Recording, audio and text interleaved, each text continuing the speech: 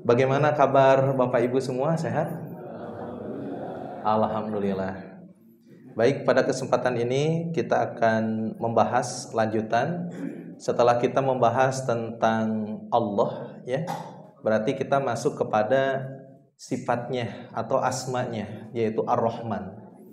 Jadi dalam teologis Islam itu yang membedakan dengan teologis agama yang lain, kalau agama yang lain itu Tuhan itu kan banyak memiliki sifat.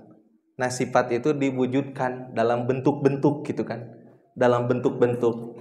Nah, sedangkan kalau dalam Islam itu satu Tuhan memiliki banyak nama, dan haram hukumnya setiap nama-nama Tuhan itu diberikan wujudnya, tidak boleh. Jadi hanya satu zatnya Allah, tetapi memiliki banyak nama, banyak sifat. Kalau di agama yang lain bisa jadi Tuhan itu banyak. Kenapa? Karena ada sifat-sifatnya, jadi dibentukkan wujudnya gitu. Nah, kalau di Islam tidak begitu. Dan yang satu ini pun Allah, zatnya itu laisa kamitslihi syai'un, berbeda dengan sesuatu apapun juga. Nah, keinginan manusia dalam hal ma'rifatullah itu ternyata kebagi menjadi 3 kemarin itu. Pertama, ada orang yang disebut dengan la aqlalahum, nggak punya akal. Artinya orang tersebut tidak tahu siapa pencipta, siapa yang ngasih rezeki kepadanya. Dia tidak tahu siapa penciptanya, yang dia tahu adalah makhluk saja. Sedangkan yang kedua, dalam hal ma'rifatullah, ya, dalam hal mengenal Allah, ada yang disebut dengan lahum aklun sakim. Orang punya akal tapi sakit. Yang membedakannya itu karena hasrat dia untuk mengenal Allah itu tidak ada. Yang penting dapat surga, yang penting dapat pahala, tapi keinginan untuk mengenal Allahnya tidak ada upaya, tidak ada usaha. Nah, kalau yang ketiga ini lahum aklun salim, orang yang memiliki akal yang sehat, yaitu orang yang memiliki hasrat yang sangat tinggi, ingin mengenal kepada siapa yang telah menghidupkannya, menciptakannya, ngasih rezeki kepadanya, rezeki, terus lagi ngasih kehidupan kepadanya. Dia ingin lebih kenal dengan yang selama ini sudah ngasih semua itu, yaitu Allah. Maka dengan kita belajar Asmaul Husna, ini merupakan salah satu sarana untuk lebih mengenal siapa Allah yang telah, ya, Allah itu adalah yang telah menciptakan kita, memberi bentuk kepada kita, menyempurnakan kita, juga telah memberi rezeki kepada kita. Nah, salah satunya adalah di sini yaitu asma Allah yang kedua, Ar-Rahman, ya. Yang kita tahu kan Ar-Rahman itu artinya yang Maha Pengasih, hungkul kan? Yang Maha Pengasih. Nah, sekarang nanti kita jelaskan sebetulnya apakah makna yang luas itu seperti apa Ar-Rahman itu. Tapi sebelumnya kita simak di sini ada dalil, ya. Qul huwar rahmanu amanna bihi wa alaihi tawakkalna fasata'lamuna man huwa fi dhalalim mubin. Katakanlah dialah yang Maha Pengasih. Nah, qul huwar rahman.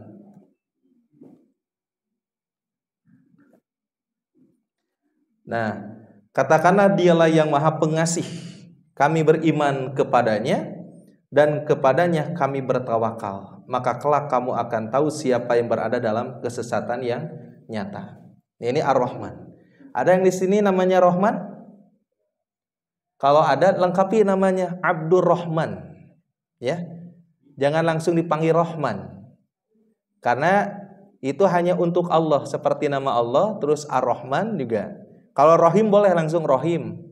Kalau Rahman harus pakai Abdurrahman. Wayahna Abdurrahman, ya. Qulid'ullah awid'ur Rahman. Lihat langsung. Katakanlah Muhammad, serulah Allah atau serulah Ar-Rahman. Ya. Dengan nama yang mana saja yang kamu dapat menyeru, karena dia mempunyai nama-nama yang terbaik, Asmaul Husna.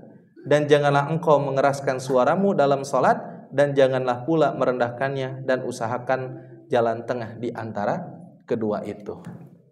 Nah ini jadi kalau ada yang namanya Rahman, lengkapi manggilnya Abdurrahman. Biarin lengkap juga, Abdurrahman. Nah Bapak Ibu yang saya hormati, nama yang kedua dari Asmaul Husna itu adalah Ar-Rahman. Ya. Ar-Rahman itu apa? Yang mengasihkan nikmat-nikmat yang besar yang tidak bisa atau tidak mungkin bisa dilakukan oleh hamba-hambanya, itu Ar-Rahman. Jadi dialah Allah yang telah memberikan nikmat-nikmat yang besar, ya, yang tidak mungkin bisa diberikan oleh manusia, yang tidak mungkin bisa diberikan oleh makhluknya. Contohnya, Allah Subhanahu wa taala mengasihkan ruh kepada manusia. Suatu anugerah yang tidak dapat dilakukan oleh makhluknya. Begitu juga dengan mengasihkan akal dan iman. Ada yang bisa memberikan ruh? Tidak ada. Ada yang bisa memberikan akal selain Allah? Tidak ada. Iman? Tidak ada. Betul ya? Nah maka dari itu yang dikatakan dengan Ar-Rahman itu adalah yang mengasihkan nikmat-nikmat yang besar yang tidak mungkin bisa dilakukan oleh hamba-hambanya. Itulah Ar-Rahman. Gak ada yang bisa ngasih akal, gak ada yang bisa ngasih keimanan, gak ada yang bisa ngasih ruh kecuali Allah Ar-Rahman.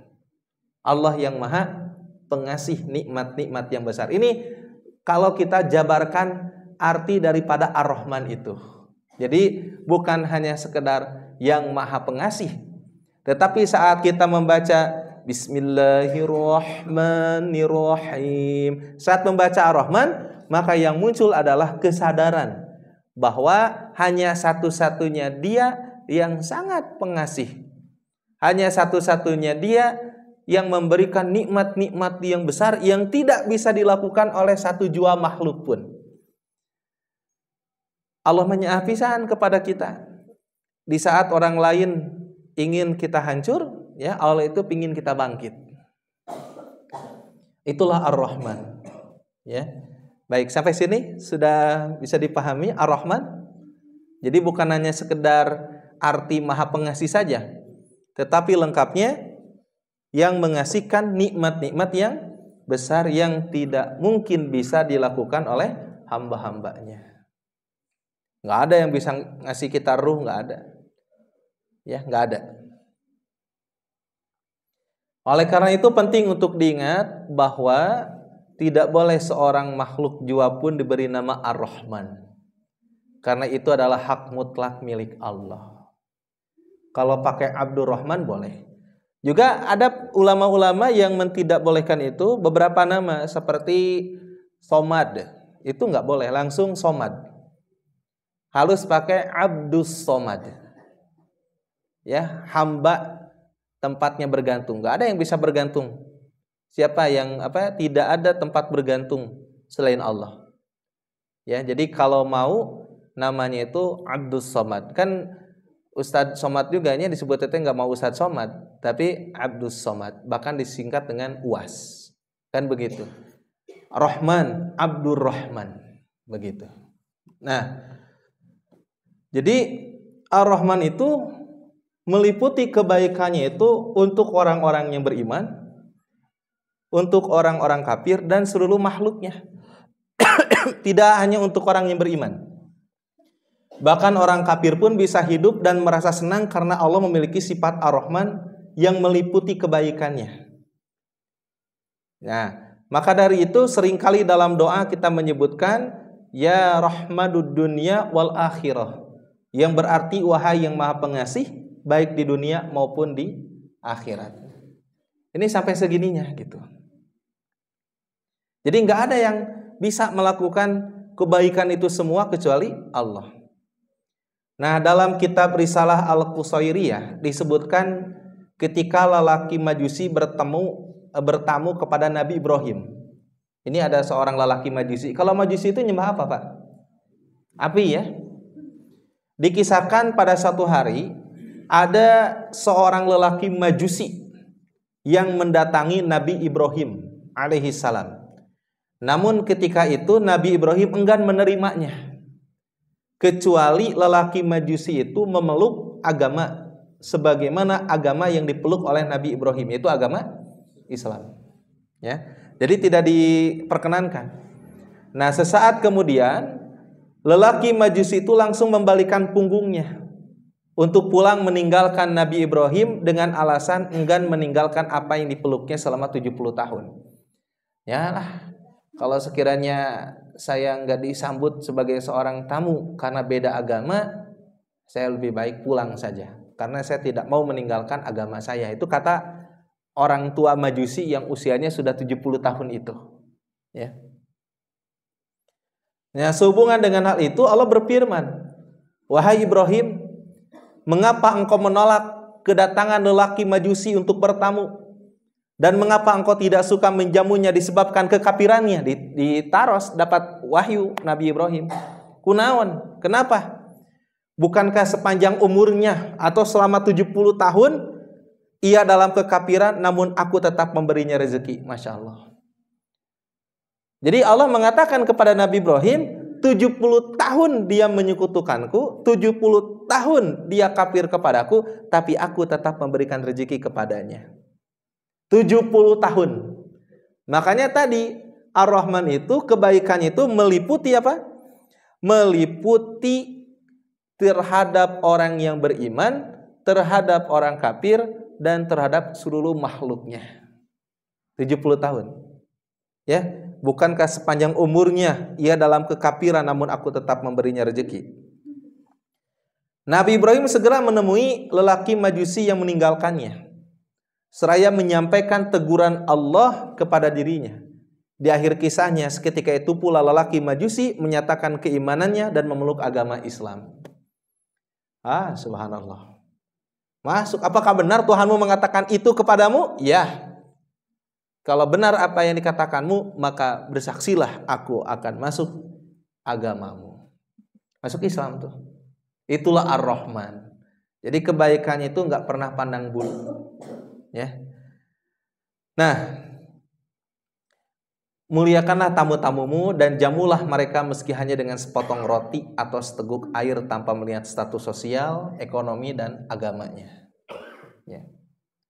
Nah, hadis dari Abu Hurairah, Rasulullah SAW bersabda, "Man kana yu'minu billah wal yaumil akhir falyukrim dhaifah." Barang siapa yang beriman kepada Allah dan hari akhir, maka hendaklah ia memuliakan tamunya. Barang siapa beriman kepada Allah dan hari akhir, maka hendaklah ia mempererat hubungan kekeluargaannya. Dan barang siapa beriman kepada Allah dan hari akhir, maka hendaklah ia mengucapkan yang baik ataupun berdiam diri saja, daripada seueur nyarios pika nyeri hateun. Dengan merenungkan kisah ini, Bapak Ibu yang dirahmati Allah, kita dapat memahami betapa pentingnya untuk mencermati sifat Ar-Rahman dalam perilaku sehari-hari. Penting kan? Yakni memberikan kasih sayang dan kebaikan kepada semua makhluk tanpa pandang bulu, serta berdakwah dengan cara yang penuh kelembutan dan kesabaran. Seperti halnya tadi ya. Nah, Ar-Rahman berarti adalah Allah yang maha mengasihkan nikmat-nikmat yang besar yang tidak mungkin bisa dilakukan oleh hamba-hambanya. Ini poin besarnya. Ar-Rahman adalah, ya tadi apa? Allah yang maha mengasihkan nikmat-nikmat yang besar yang tidak mungkin bisa dilakukan oleh hamba-hambanya. Contohnya apa tadi? Ruh, apalagi? Akal, apalagi iman, apalagi ngasih yang tak terbatas, bukan hanya kepada orang yang beriman, tetapi kepada orang yang kafir dan juga kepada makhluk yang lainnya. Ada yang bisa melakukan itu selain Allah? Tidak ada. Maka di sini ya kita beruntung berislam, beriman, yakin adanya Allah. Kalau sekarang kita dalam kondisi kesulitannya, kemarin itu kan di berita ya, Sritek ya, berapa ribu Pak, ada yang tahu? Berapa? Ribuan ya? Gulung tikar, padahal perusahaannya sudah berjalan setengah abad ya, setengah abad gitu kan. Oh masya Allah ya, subhanallah. Kan yang dipikirin apa? Aduh ini lagi puasa, bentar lagi lebaran, dan lain sebagainya ya. La tahzan la takhaf. Jangan sedih, jangan takut. Ya itulah dunia. Roda terus berputar, Pak. Bapak-bapak yang sudah sepuh saat ini pun kan dulu masih mengingat anak-anaknya masih kecil, orang tuanya masih ada. Sekarang anak-anaknya sudah besar, bapak sudah menua, orang tua sudah tidak ada. Dan terus roda itu berputar. Yang nanti kita akan dilanjutkan oleh anak cucu keturunan kita itu roda. Artinya di dunia ini nggak ada yang abadi gitu kan. Satu yang hanya kekal itu hanya Allah saja. Yang lain mah akan binasa. Yang lain akan rusak. Yang lain akan hilang. Gak selamanya kita punya gigi utuh gitu kan. Satu persatu gigi itu berlubang. Satu persatu gigi itu karoplok. Nah, caroplok gitu kan. Tekaraos kan. Yang tadinya mungkin makan daging sapi teh kuat ka enak gitu kan. Enak mah henteu aku naon nyerelap nah gitu. Gitunya. Yang dulu mah mungkin ketika makan teh teu loba nu nyelap, enak mah nyelap. Dulu ketika waktu kecil kunaon di tiap rumah makan selalu aya eta tah. Naon namanya? Tusuk gigi, enak mah karaos. Terus mulai rarenggang jeung deui bisi aya nyelap lamun ngobrol kan isi di dia air warna beureum nya, tilas rendang gitu kan. Capek. Can nyelap segala rupi. Itu kan sinyal-sinyal dari Allah bahwa hidup kita itu terus melaju dan kita tidak muda terus. Ya. Maka semakin tua semakin membijak. Dan uniknya Allah itu terus ngasih nikmat itu. Kita enggak ada pun Allah terus ngasih nikmat ke makhluk-makhluk yang lainnya. Itulah Allah. Allah yang Maha mengasihkan nikmat-nikmat yang besar yang tidak mungkin bisa dilakukan oleh hamba-hambanya. Ini ada bekas sahur. Kalau diteleg batal. Maka dikeluarkan. Bapak kadenya bisa anu nyelap. Ulah diteleg batal eta. Mun sekiranya nyelap tuh karek diobrolkeun anu keluar ya. Punten. Ini edukasi. Jadi pilih anu nyelap, terus diteleg batal eta teh. Bapak teu sengaja, ibu tidak sengaja calangap tiba-tiba aya laler. Diteleg ke bapak teh tuman gitu. Itu batal. Berarti dengan sengaja. Jadi kalau ada yang nyelap ulah ditelegnya, buang, diludahkan. Kebili batal. Bapak Ibu yang dirahmati Allah, disebutkan dalam kitab tafsir Mafatih Al-Ghaib karya Fakhruddin Ar-Razi yang hidup tahun 1149 sampai 1209 Masehi ya. Ini sudah 8 abad yang lalu, Pak, ya. Kisah perdobatan Raja Balkh di Iran, namanya itu Abu Ishaq Ibrahim bin Adam, berawal dari keinginannya untuk berburu ini bersama kuda kesayangannya. Nah, Ibrahim menuju hutan, maksudnya bukan Nabi Ibrahim ya, ini raja ini. Ibrahim menuju hutan dengan penuh gairah, biasa di pemburu makan. Jika bapak-bapak tukang mancing, lamun ningali balong aya laukan teh kan ada gairah gitu. Keadaan berlangsung normal hingga ketenangannya diusik oleh seekor gagak, Pak, ketika mau istirahat. Ya.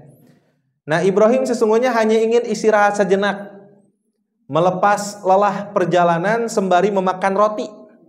Tapi sialnya, Ibrahim tak sempat mencicipi sedikit pun bekal bawaannya itu. Seekor gagak datang tiba-tiba menyambar roti, lalu membawanya terbang ke udara. Kira-kira burung gagak resep roti? Tapi ima diambil ku burung gagak, Pak. Si rotina teh. Meureun keur ngalepas kitu, meureun keur nyiapkeun roti, tiba-tiba datang gagak ngambil roti itu gitu. Nah, Ibrahim yang kaget itu bercampur kagum. Ini Ishaq Ibrahim bin Adam ya. Bercampur kagum itu memutuskan untuk mengikuti kemana gagak pergi. Kemana ya lompatnya si gagak mau roti gitu. Penasaran. Si burung hitam meluncur cepat ke arah gunung. Hingga Raja Balkh nyaris saja tak menemukannya lagi. Tapi tekad Ibrahim bin Adam untuk menaklukkan segala rintangan gunung membuatnya tak kehilangan jejak. Penasaran, iku naon manuk gagak mawa roti saya gitu kan. Apa yang terjadi? Tapi gagak tetaplah gagak. Jadi payah sang raja untuk mendekatinya mendapat penolakan. Sekali lagi Gagak mengudara, kabur, menghilang, entah kemana. Di saat bersamaan Ibrahim bin Adham menjumpai seseorang tengah terbaring di tanah dalam keadaan terikat, Pak. Ada seseorang yang terikat, terbaring di tanah dan terikat. Segera ia turun dari kuda dan berusaha melepaskannya. Ada apa dengan Anda? Tanya Ibrahim bin Adham kepada orang yang sedang tergeletak dalam kondisi terikat. Saya korban perampokan. Jawab orang tersebut yang ternyata adalah seorang saudagar. Setelah seluruh hartanya dirampas, para perampok hendak membunuhnya dengan cara mengikat dan melantarkan tubuhnya sendirian, Pak. Keun bayalah, tidak dimakan binatang buas atau mati karena kelaparan dan kehausan. Saudagar mengaku sudah 7 hari ia terlentang tak berdaya di tempat itu. 7 hari, Pak. Penasaran nggak kalau Bapak jadi Raja Balkh? 7 hari bisa bertahan kumaha carana, betul tidak? Dalam kondisi tangan yang terikat, kaki yang terikat. Jangankan untuk nyuapin makan sendiri gitu kan, ya, nyari makan untuk suapin sendiri aja nggak bisa. Lalu bertanya, bagaimana Anda bisa bertahan hidup? Saudagar tersebut lantas menceritakan bahwa selama masa-masa sulit itu, seekor gagak rutin menghampiri, hinggap di atas dada dan menyodorkan makanan untuknya, termasuk roti. Begitulah cara ia mendapatkan tenaga setiap hari. Sofa. Cara nate kitu tah si burung gagak nempel karena ia terus makan. Dihuapan ku burung gagak, apal ti mana eta burung gagak nabutnya ka eta jalmi. Peristiwa ini membuka kesadaran Ibrahim bin Adham tentang hakikat rezeki. Ia akhirnya mantap mundur dari jabatan raja, memerdekakan semua budak miliknya dan mewakafkan segala kekayaannya. Hikayat ini dapat dijumpai secara jelas dalam kitab Al-Aqtab Adaniyah bil Idolahi Mawa'id Al-Usurfiyah. Ibrahim bin Adham memilih menjalani hidup sederhana sebagai rakyat biasa. Jalan tasawuf mulai ia tekuni dengan berjalan kaki ke Mekah. Jadi kan enak menuju musim tak berjalan kaki ke Mekah. Ternyata naik haji dengan pesawat lebih lama dibanding dengan jalan kaki. Jadi banyak juga tuh jadi konten kreatornya. Kalau itu naik sepeda atau jalan kaki gitu kan, tanpa bekal apapun kecuali rasa tawakal yang amat tinggi. Sejak saat itu olah rohani merupakan kegiatan pokok selama hidupnya. Ini Ibrahim bin Adham itu. Jadi anjeunna teh seorang tokoh sufistik akhirnya tuh. Ternyata kisah tentang kegagalan Ibrahim bin Adham mencicipi roti itu berbuntut pada perubahan serius keseluruhan hidup mantan Raja Balkh itu. Ibrahim bin Adham akhirnya masyhur sebagai seorang tokoh sufi yang sangat dikagumi. Dalam sumber-sumber Arab dan Persia seperti Imam Bukhari dan lainnya, ia terkenal sebagai tokoh sufi yang pernah bertemu dengan Nabi Khidir alaihissalam. Aya kene gitu. Nah, kene tama panjang kene bahasana nya. Bapak Ibu yang dirahmati Allah, yang demikian itu adalah diatur dan dirancang oleh Tuhan yang bernama Ar-Rahman. Siapa yang bisa menyelamatkan manusia di tengah hutan? Orang pun tidak ada yang tahu siapa? Kagak ada. Tapi Allah memberikan ilham kepada burung gagak untuk mengambil roti dan memberikannya kepada seseorang yang terikat itu. Itulah Ar-Rahman, kasihnya Allah kepada manusia yang tidak bisa dilakukan oleh manusia. Ada yang bisa melakukan semua itu? Enggak bisa. Di sini semakin yakin Bapak Ibu, jika usaha sedang tiisen, sedang sepi, jangan bersedih. Tidak ada masanya.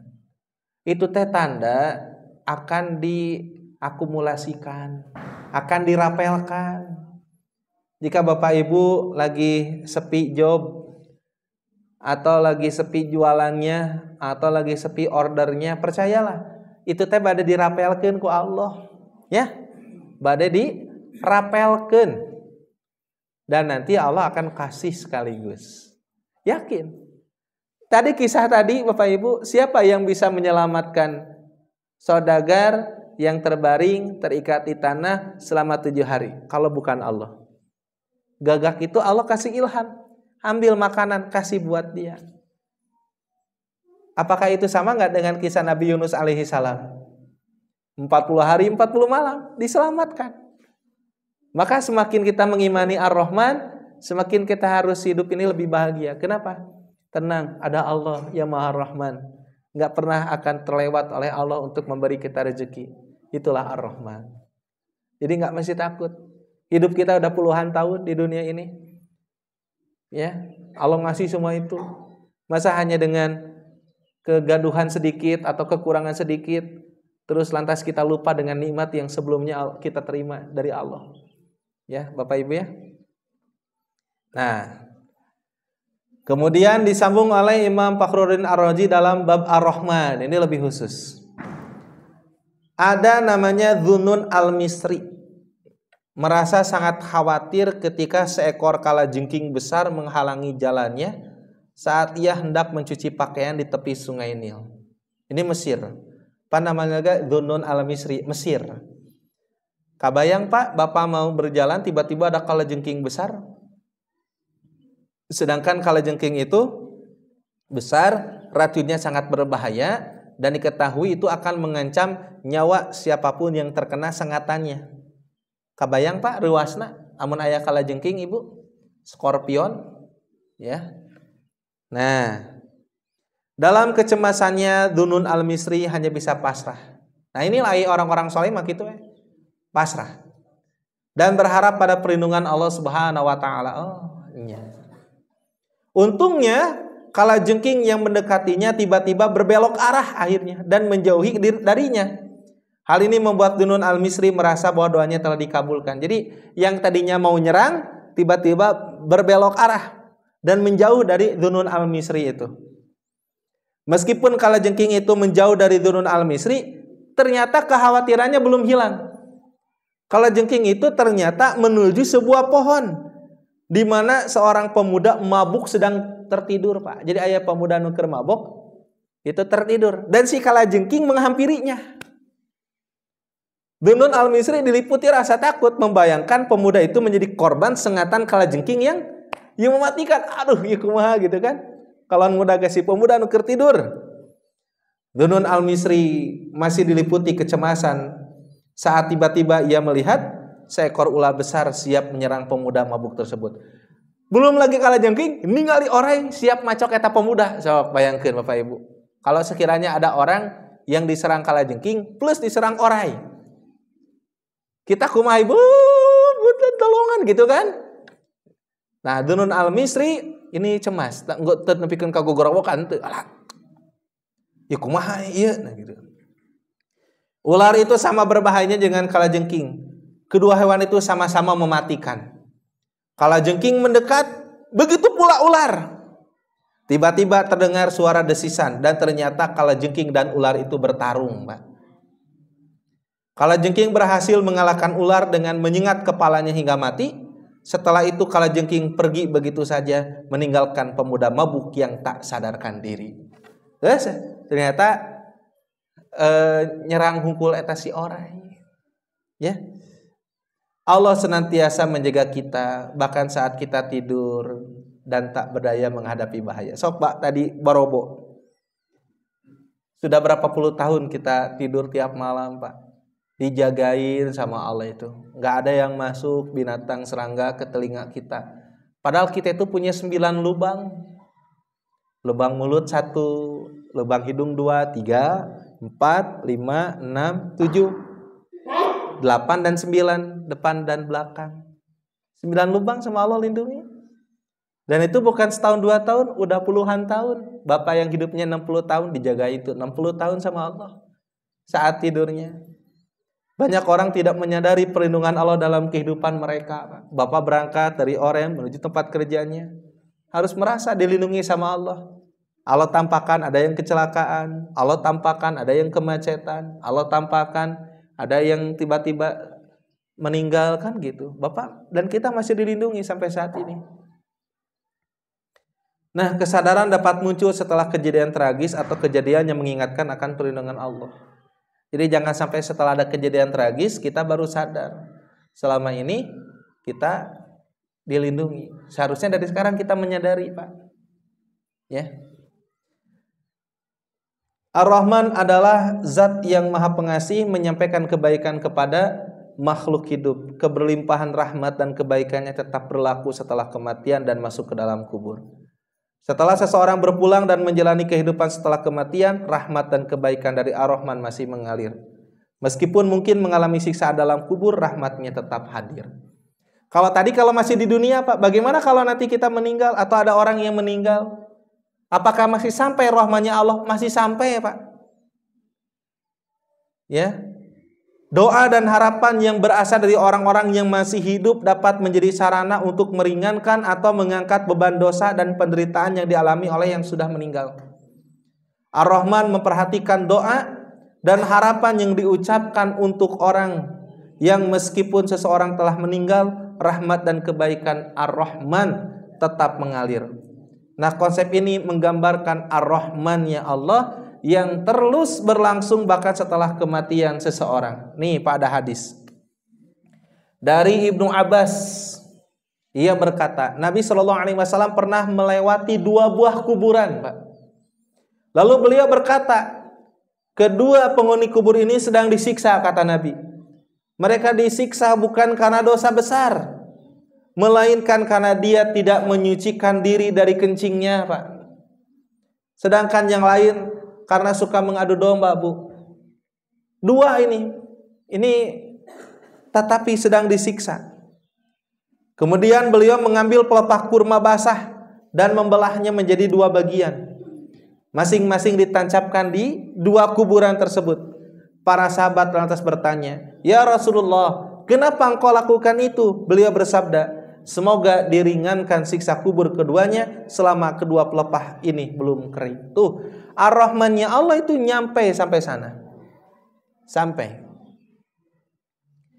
Nah, menurut para ulama, Nabi Muhammad SAW ketika itu mendoakan kedua ahli kubur yang tengah disiksa itu. Adapun pelepah kurma yang masih basah dimaksudkan sebagai batas siksaan yang akan diterima oleh 2 ahli kubur itu. Terlepas dari semua itu, semoga kita selalu dijauhkan dari kubur, dari siksa kubur, dan kita yang masih hidup sebaiknya senantiasa mendoakan mereka, khususnya untuk para orang tua yang sudah tiada.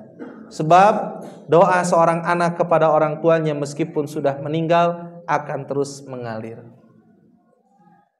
Jika kita yakin dan beriman pada sifat Ar-Rahman yang demikian, hal ini seharusnya menghasilkan buah-buah yang nyata dalam perilaku seseorang. Bapak Ibu yang dirahmati Allah, lihat Ar-Rahman-nya Allah itu tidak terbatas sampai dunia saja. Bahkan sampai alam kubur pun Rahman-nya Allah meliputi orang-orang yang beriman. Ya, diringankan siksanya. Oleh karena itu di sini ada ulama yang berijtihad. Pelepah kurma yang bertasbih kepada Allah saja bisa meringankan siksa orang yang berada di dalam kubur. Apalagi doa yang ada di dalam Al-Quran yang disampaikan oleh yang hidup. Begitu ya, kenapa ada yang suka ngirim Al-Fatihah, ada yang suka ngirim doa. Tasbihnya pelepah kurma saja dapat meringankan siksaan bagi penghuni kubur itu. Apalagi firman Allah yang ada di dalam Al-Quran.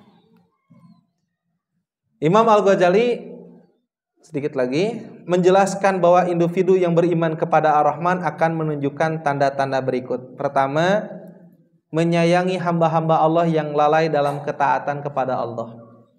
Orang tersebut akan merasa kasihan dan peduli terhadap siapa? Mereka yang meninggalkan jalan Allah. Ia akan mencoba membimbing mereka kembali ke jalan yang benar dengan memberikan nasihat yang lembut dan penuh kepedulian. Jadi kalau lihat ada orang yang maksiat bukan digenggerehkeun saja gitu kan ya, tetapi lebih daripada itu dia sayang karunia orang yang bergelimbangan maksiat, maka dia terus ajak dia supaya beriman kepada Allah. Kedua, memandang orang yang terlibat dalam perbuatan maksiat dengan pandangan penuh kasih sayang, bukan dengan pandangan yang merendahkan atau menghakimi.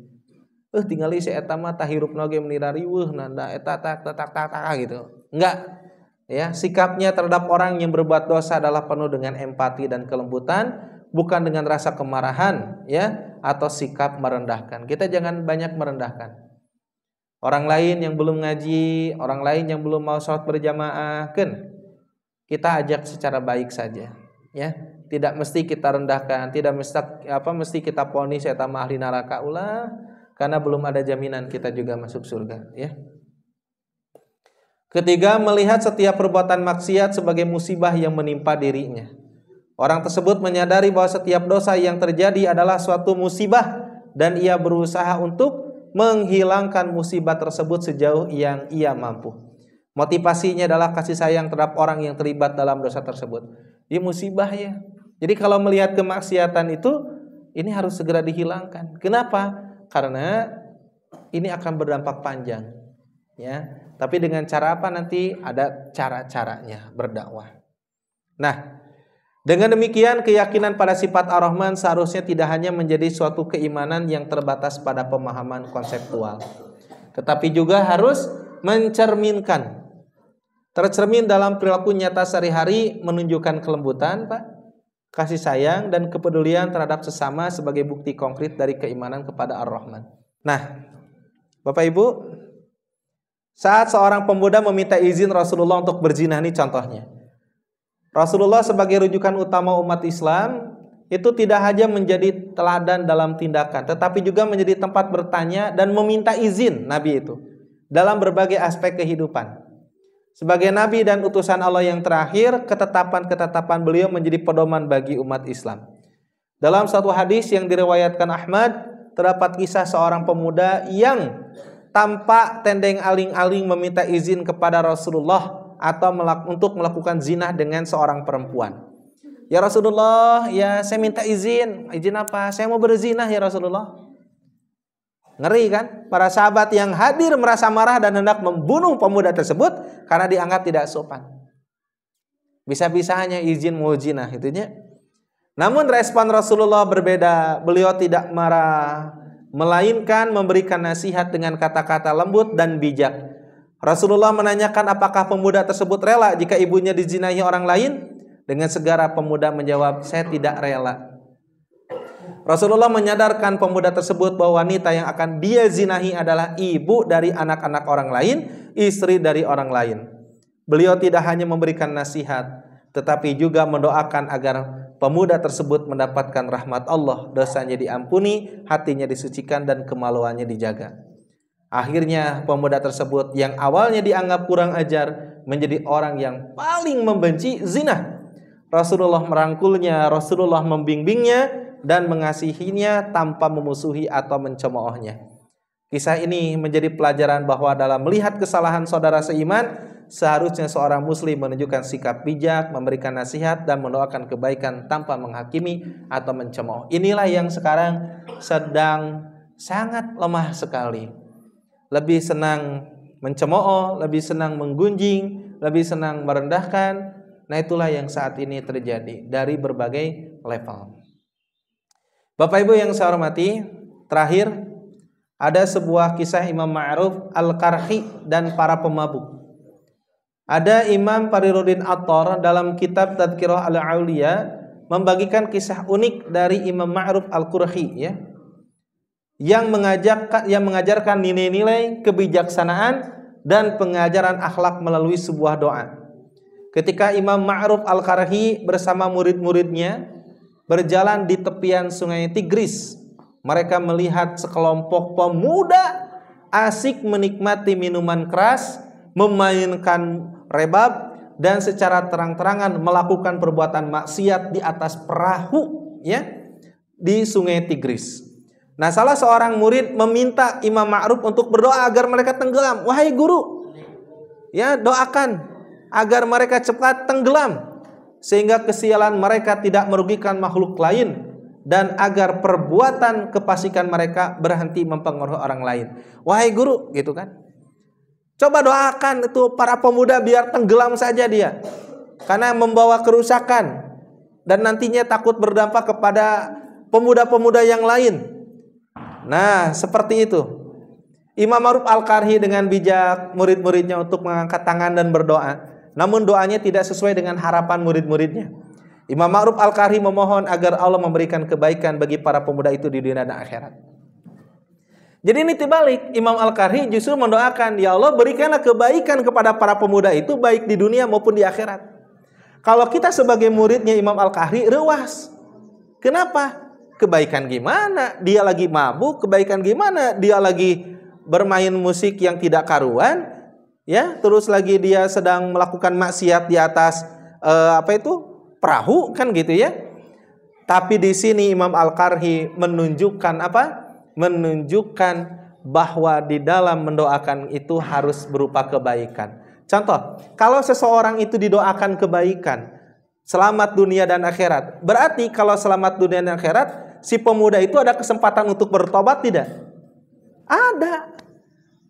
Maka otomatis ketika dia selamat dunia, otomatis dia bakal bertobat dari kemaksiatan itu. Dia selamat nanti di akhirat, berarti matinya dalam kondisi husnul khotimah. Apakah ada orang yang husnul khotimah itu sebelumnya jelek?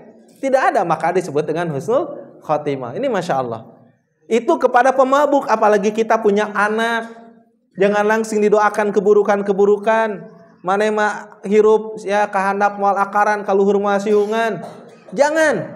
Ini Imam Al-Qarhi mengajarkan kepada kita, orang yang sudah merusak, yang mabuk, maksiat, masih didoakan, ya Allah berikanlah kebaikan kepada mereka di dunia dan di akhirat.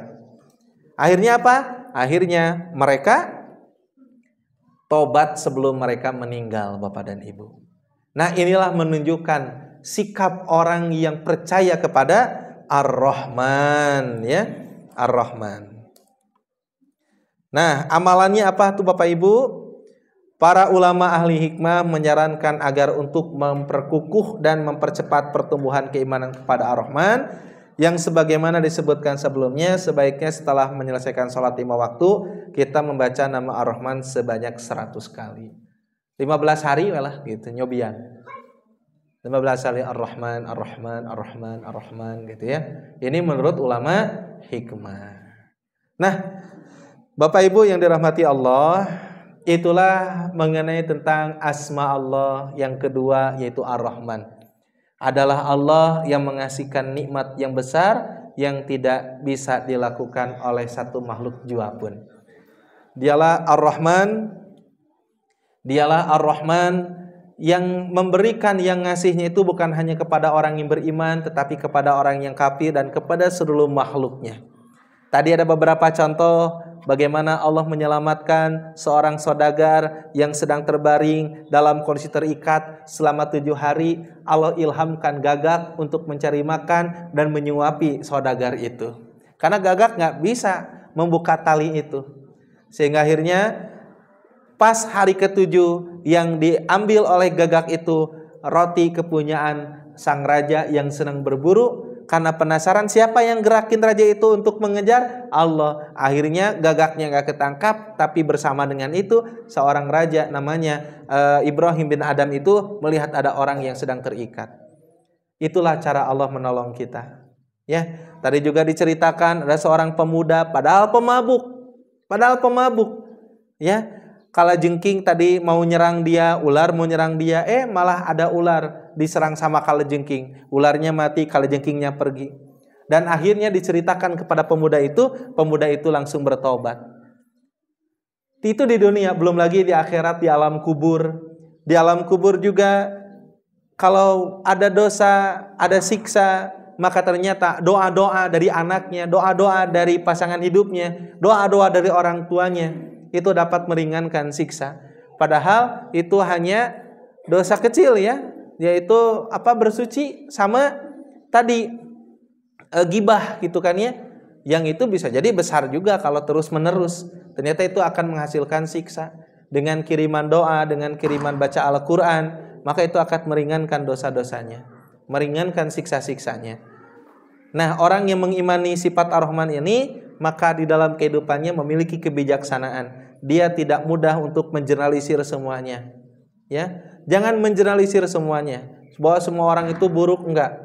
Jangan seperti anak SD yang ketika datang kepada orang tua, aku enggak mau sekolah. Kenapa? Teman-temannya jahat. Ketika ditanya, teman sekelasmu ada berapa? Ada 50? Enggak ada. Ada 40? Ada. 40 orang semuanya jahat sama kamu?